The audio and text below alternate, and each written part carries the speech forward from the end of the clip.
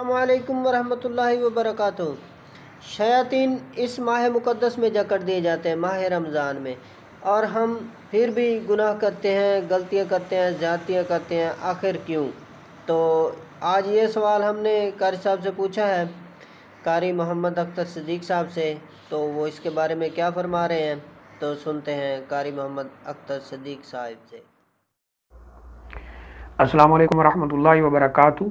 الحمدللہ رب العالمین والعاقبۃ للمتقین والصلاۃ والسلام علی اشرف الانبیاء والمرسلین نبینا و رسولنا و حبیبنا و امامنا محمد وعلی آلہ و اصحابہ اجمعین، اما بعد۔ ہمارے کسی بھائی نے سوال پوچھا ہے کہ حدیث شریف میں یہ بالکل واضح طور پر موجود ہے اور حدیث بھی بالکل صحیح ہے کہ جب رمضان مبارک کا مہینہ شروع ہوتا ہے تو اللہ تعالیٰ جنت کے دروازے کھول دیتے ہیں، پورا رمضان کھلے رہتے ہیں، جہنم کے دروازے بند کر دیتے ہیں، پورا رمضان بند رہتے ہیں، اور شیاطین کو جکڑ دیا جاتا ہے، شیاطین بند ہو جاتے ہیں۔ تو کہتے ہیں پھر رمضان مبارک میں یہ جرائم کیوں ہوتے ہیں، قتل و غارت کیوں ہوتی ہے، اور اسی طرح شیطانی جو افعال ہیں وہ کیوں سر انجام دیے جاتے ہیں؟ دیکھیں، یہ بہت اہم اور اچھا سوال ہے۔ حدیث شریف میں بالکل واضح ہے کہ نبی اکرم صلی اللہ علیہ وسلم فرماتے ہیں جب رمضان کا مہینہ شروع ہوتا ہے تو اللہ تعالیٰ یا بعض روایت میں جہنم کے دروازے کھول دیے جاتے ہیں، جہنم کے دروازے بند کر دیے جاتے ہیں اور جنت کے دروازے کھول دیے جاتے ہیں اور شیاطین کو جکڑ دیا جاتا ہے۔ یہ بالکل صحیح ہے، اس میں کسی قسم کا کوئی شک و شبہ اور گنجائش ایسی نہیں ہے۔ نبی اکرم صلی اللہ علیہ وسلم کی زبان اطہر سے جو فرامین نکلے ہیں ان کے اوپر ہمارا ایمان ہے۔ جیسے قرآن مجید شریعت کے لیے ایک مصدر ہے جہاں سے ہم شریعت لے سکتے ہیں، سب سے پہلا اور سب سے بڑا مصدر قرآن مجید ہے، بالکل ایسے ہی نبی اکرم صلی اللہ علیہ وسلم کا فرمان بھی ہے، اور یہ حدیث بالکل صحیح ہے، بہت سی کتابوں میں موجود ہے، تقریباً حدیث کی تمام بڑی بڑی کتابوں کے اندر موجود ہے۔ تو جہاں تک سوال کا تعلق ہے کہ پھر اگر شیطان جکڑے ہوئے ہیں تو یہ کیوں ایسا ہوتا ہے، تو دیکھیے اس میں دو تین چیزیں ہیں جن پر غور کی ضرورت ہے۔ نمبر ایک تو یہ ہے، شیاطین جو جکڑے جاتے ہیں ان کے لیے نبی اکرم صلی اللہ علیہ وسلم نے جو لفظ بولا ہے وہ ہے سرکش شیاطین، یعنی جو نبی اکرم صلی اللہ علیہ وسلم نے لفظ استعمال کیا اس کا ترجمہ سرکش شیاطین، یعنی بڑے بڑے جو شیاطین ہیں، جو سردار ہیں، ان کو قید کر دیا جاتا ہے، اور ان کا سب سے بڑا سردار ابلیس ہے۔ اس کے لیے تو حدیث میں آتا ہے کہ وہ ہر رات کو شام کے وقت اپنا تخت پانی پہ لگاتا ہے اور دوسرے شیاطین اس کے پاس آ کر رپورٹس پیش کرتے ہیں، تو وہ ہر ایک سے پوچھتا ہے یا ہر کوئی اسے بتاتا ہے۔ کوئی کہتا ہے میں نے وہاں قتل کرا دیا ہے، تو وہ کہتا ہے چلو ٹھیک ہے، اچھا کیا ہے۔ کوئی کہتا ہے میں نے وہاں لڑائی کرا دی ہے، کوئی کہتا ہے میں نے چوری کرا دی ہے، کوئی کہتا ہے میں نے زنا کروا دیا ہے، کوئی کہتا ہے یہ جرم، سب کو کہتا ہے تو نے اچھا کیا، اچھا کیا، اچھا کیا۔ ایک شیطان اسے آ کے کہتا ہے میں نے میاں بیوی میں لڑائی کرا دی ہے، طلاق کروا دی ہے، اب وہ کبھی اکٹھے نہیں ہوں گے، تو یہ کہتا ہے نہیں مانتا، تو سب سے زبردست ہے، اور اسے اٹھ کر اپنے گلے سے لگاتا ہے۔ کیوں کہ یہ میاں بیوی کی لڑائی، طلاق، خاندانوں میں لڑائی چلی جاتی ہے، معاشرے برباد ہوتے ہیں، اور جیسے ہمارا معاشرہ ہے کہ طلاق یافتہ عورت یا جو بندہ جس نے پہلے ایک شادی کر رکھی ہو طلاق دے دی ہو تو پھر جلدی سے اسے کوئی رشتہ بھی دینے کے لیے تیار نہیں ہوتا، اس کی شادی یا ایسی عورت سے کوئی رشتہ کرنے کے لیے تیار نہیں ہوتا، پھر گناہوں کی زندگی پہ چلتے ہیں، بچے برباد ہو جاتے، اس لیے وہ سینے سے لگاتا ہے۔ تو یہ جو بڑے بڑے شیاطین ہیں ان کو تو بند کر دیا جاتا ہے، لیکن جو چھوٹے شیاطین ہیں، جو شتونگڑے ہم کہہ سکتے ہیں، وہ یہ کام کرتے رہتے ہیں، وہ لوگوں کو گمراہ کرتے ہیں اور لوگوں کو رمضان مبارک میں بھی شیطانی رستوں پہ چلانے کی پوری کوشش کرتے ہیں۔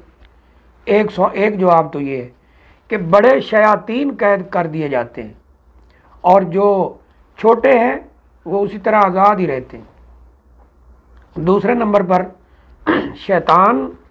یا شیاطین کے علاوہ بھی ایسی کوئی چیزیں ہیں جو انسان کو گناہ کے اوپر ابھارتی، جیسے انسان کا اپنا نفس امارہ ہے، یعنی برے کاموں کا حکم دینے والا نفس، اسے نفس امارہ کہتے ہیں۔ تو نفس امارہ بھی ہے انسان میں، نفس مطمئنہ بھی ہے، دونوں کی جنگ چلتی رہتی ہے۔ تو قرآن مجید کے اندر اللہ تعالیٰ نے اس کا ذکر کیا ہے، ان النفس لامارۃ بالسوء الا ما رحم ربی ان ربی غفور الرحیم، کہ یہ جو نفس امارہ ہے یہ لوگوں کو برائی کا حکم دیتا رہتا ہے۔ تو یہ نفس امارہ جب برائی کا حکم دیتا ہے، بہت سارے لوگ اس کے پیچھے چل پڑتے ہیں، تو اس کے اثرات بھی باقی رہتے ہیں۔ اسی طرح کچھ اور بھی اسباب ہیں، جیسے انسان کی بری صحبت ہے، اس کے دوست برے ہیں،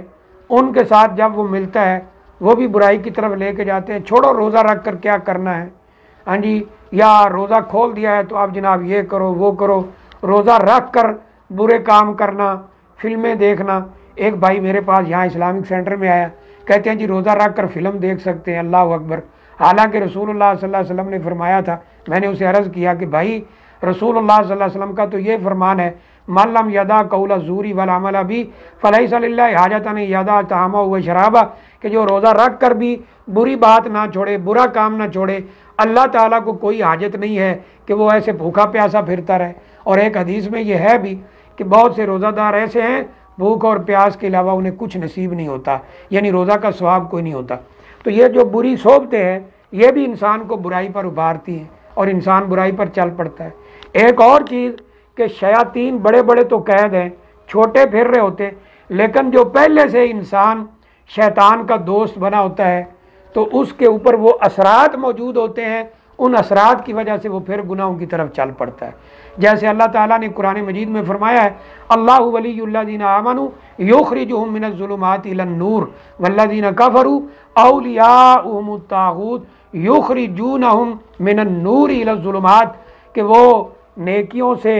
اور جناب توحید کی روشنی سے اور سنت کی روشنی سے نکال کر یہ شیاطین انہیں دوسری طرف لے جاتے ہیں، اور جو اللہ کے دوست ہیں، جو اللہ جن کا دوست ہے، اللہ ان کو شرک اور بدعت کے ظلمات اندھیروں سے نکال کر، گناہوں کے اندھیروں سے نکال کر روشنی کی طرف لے جاتا ہے۔ تو یہ جو ایک کش مکش چلتی رہتی ہے، اس کے اثرات بھی باقی رہتے ہیں، ان اثرات کی وجہ سے انسان گناہوں کی طرف چلا جاتا ہے۔ تو یہ چند چیزیں ہیں کہ بڑے بڑے شیاطین قید بھی ہوں تو یہ اثرات اس طرح کے باقی رہتے ہیں، جس کی وجہ سے انسان گناہوں کی زندگی میں چلا جاتا ہے۔ ہونا یہ چاہیے کہ رمضان مبارک تو ایک پریکٹس کا مہینہ ہے، یہ عملی مشق کا مہینہ ہے، کہ ہم نے سوچنے کی بات ہے کہ ہم نے جائز اور حلال چیزیں چھوڑ دیں جو ہم کھا پی سکتے ہیں عام دنوں میں، پانی پی سکتے ہیں، کھانا کھا سکتے ہیں، چاول کھا سکتے ہیں، شربت پی سکتے ہیں، دودھ پی سکتے ہیں، لیکن رمضان مبارک کے دن کے وقت، روزے کے وقت چھوڑ دیا۔ اس کے اندر سبق کیا تھا کہ اے اللہ تیرے کہنے پہ حلال چیزیں چھوڑ دی ہیں تو اے اللہ ہم حرام کے بھی قریب نہیں جائیں گے۔